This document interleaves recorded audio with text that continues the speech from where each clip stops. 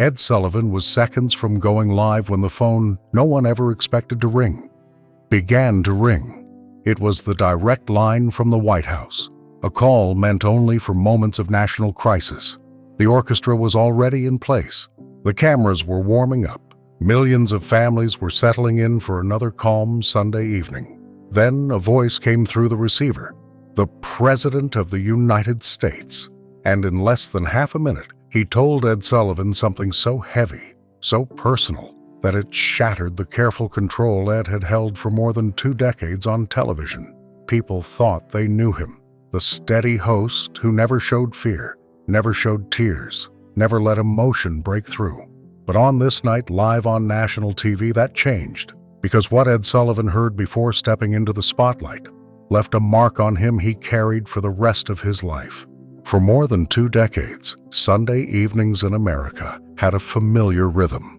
Families pushed dinner plates aside, adjusted the rabbit ear antennas, and settled into their living room chairs. Mothers folded laundry on the sofa.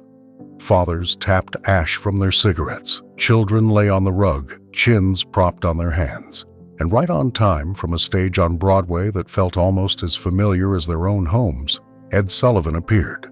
On this particular Sunday in early 1964, everything in Studio 50 looked exactly as it should. The marbled floors backstage gleamed under the house lights. The orchestra members were already testing their brass and strings, filling the air with warm, gentle notes. The dancers stretched in the wings. A young singer from Chicago rehearsed his first line under his breath. Nothing about the night suggested history was about to intrude. Ed Sullivan stood near the curtain with his cue cards held tightly between his fingers, reviewing them the way he always did. Slow, methodical, precise. After so many years, his pre-show ritual had become almost ceremonial. Touch the knot of the tie. Clear the throat. Check the first line twice. He was a man who lived inside structure, who trusted routine above instinct, and routine had never failed him before. The crew counted down the final minute with an ease earned from long practice. Someone offered a quiet, "Good show tonight, Ed." Another adjusted the microphone pinned discreetly near his jacket lapel. Everything moved with a calm professionalism that made the Ed Sullivan Show feel like the nation's weekly heartbeat. It was in that final stretch, less than a minute before the red broadcast light came alive, that a small disturbance rippled across the backstage corridor. A young page hurried toward the curtain, pushing a wheeled stand with a beige telephone resting on top. Its coiled cord shook with each step. A few of the stagehands exchanged puzzled looks. That phone had a single purpose: direct communication with Washington. It hadn't been used in years. The page whispered something urgent to the floor manager. The floor manager's expression tightened.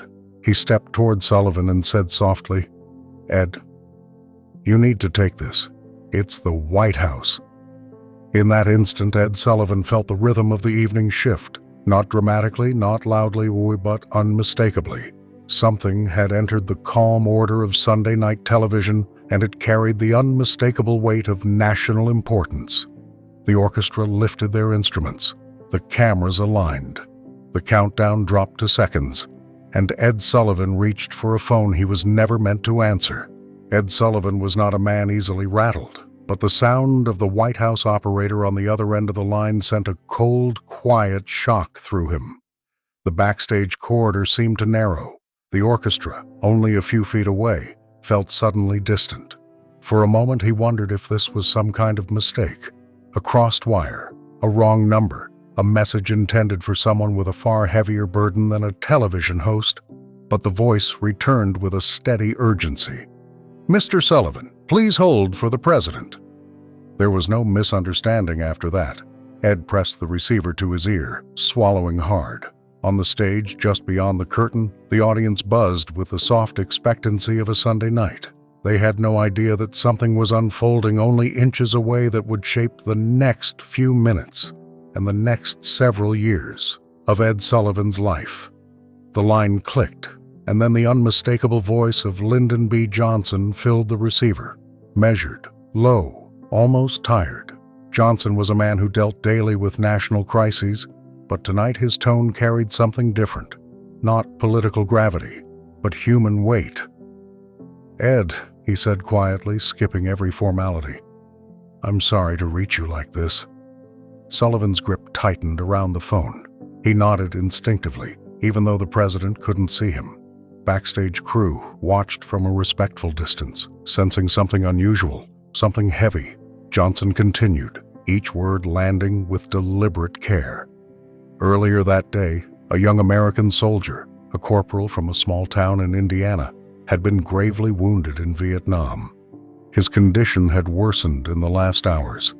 They didn't expect him to survive the night. In his final moments of clarity, the young man had made a request.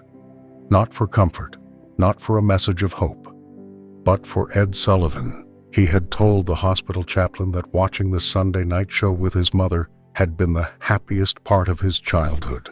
And if he could not go home, he hoped that Ed, the man whose voice had filled his family's living room, might speak his last words for him. The president paused as if steadying his own voice. "His mother deserves to hear that message, Ed. From someone he trusted." The orchestra was already lifting its opening note. The cameras were seconds from going live. Johnson finished with a quiet plea. "If you are able, I'd like you to read his letter on the air."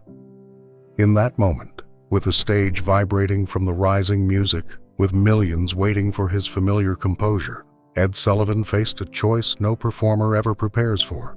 Ed Sullivan walked onto the stage carrying a secret that tightened around his chest with every step. The curtain rose the way it always did, and the familiar wave of applause greeted him. But tonight, the sound rushed past him like wind.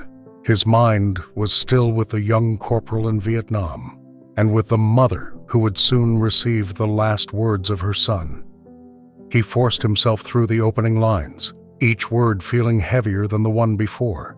His voice stayed steady, but something in his posture, the slight drag of his shoulders, the softened edge of his delivery, made the audience sit up a little straighter.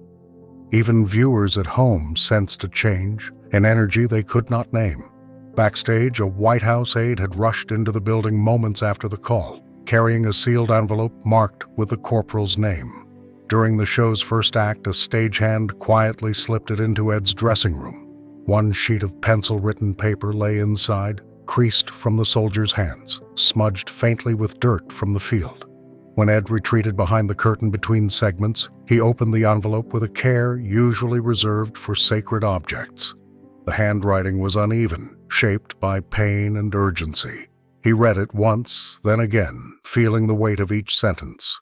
The corporal described watching the show with his mother every Sunday, calling it the hour when our home felt warm again. He wrote about enlisting, about trying to be brave, about wanting his mother to know he hadn't suffered alone. And at the end, in shaky, fading lines, he left a message meant for only one person. "Mom, if Ed Sullivan is reading this, it means I didn't get to come home. I love you. Don't blame anyone. Tell the boys I didn't quit." Ed set the letter down, his hands trembling. In all his years of hosting, through political turmoil, shocking celebrity moments, even national tragedies, he had never encountered something as intimate and fragile as this. He looked into the mirror, seeing a face the public rarely saw, not the stern pillar of American entertainment, but a man suddenly unsure of how to carry the responsibility placed on him. He stepped back toward the stage slowly, the envelope now tucked close to his heart. A producer, sensing his distress, whispered, "Ed, you don't have to do this." But Sullivan shook his head. "He asked for me," he replied softly, "and his mother deserves to hear him." With that, Ed Sullivan turned toward the lights, prepared to break the very structure of television for the sake of one young man's final words. The next segment ended with polite applause, but its final notes seemed to hang in the air longer than usual. Ed Sullivan stepped forward, clearing his throat once. Then again, a small gesture he had done every Sunday for 20 years. But tonight, it didn't steady him. Tonight, it betrayed him. He waited for the audience to settle. The orchestra lowered their instruments, sensing something different in his posture. The way he held his hands tighter than usual, the way his eyes avoided the camera, as if preparing for a moment he wished he didn't have to face. "Ladies and gentlemen," he began, and even those simple words came out softer, slower, as if pulled from a deeper place. "Before we continue our program, there's something I need to share." Studio 50 fell silent. Ed reached into his jacket and unfolded the letter with hands that trembled in full view of millions. He looked down at the page, then up again, gathering whatever resolve he still had left. "This was sent to me tonight, from the White House." A gasp rippled across the room, a small instinctive reaction to a phrase Americans rarely heard in entertainment. Ed lowered his eyes to the paper and began to read. At first, his voice held firm. He recited the young corporal's memories, watching the show with his mother, laughing together at the comedians, clapping along to the music. But as he reached the next paragraph, the part where the soldier apologized for not being able to come home, Ed's voice wavered. He paused. The audience waited with an anxious stillness, as if breathing too loudly might cause him to break. He tried again, but the next words caught in his throat. The studio lights reflected off the tear gathering at the corner of his eye, a sight no one in America had ever witnessed from him. This was the man who had announced the assassination of President Kennedy with iron composure, the man who had handled live disasters, unruly performers, and national crises without blinking. But tonight, none of that strength could protect him from the weight of a dying boy's last message to his mother. He pressed his fingers to the paper and forced himself through the final lines, the apology, the reassurance, the farewell. And when he finished, he gently folded the letter back into its envelope, holding it to his chest for a brief moment that told the world everything his words could not. Ed Sullivan raised his eyes to the audience, voice barely audible. "We owe this young man more than silence. We owe him our hearts." What followed next was a stillness so deep that even the cameras seemed to hesitate. For a long moment, no one in Studio 50 moved. Cameras held steady, frozen in place. The orchestra lowered their bows. Even the audience, hundreds of ordinary Americans who had come for an evening of laughter and music, sat perfectly still, hands pressed together, eyes lowered. It was not planned. It was not rehearsed.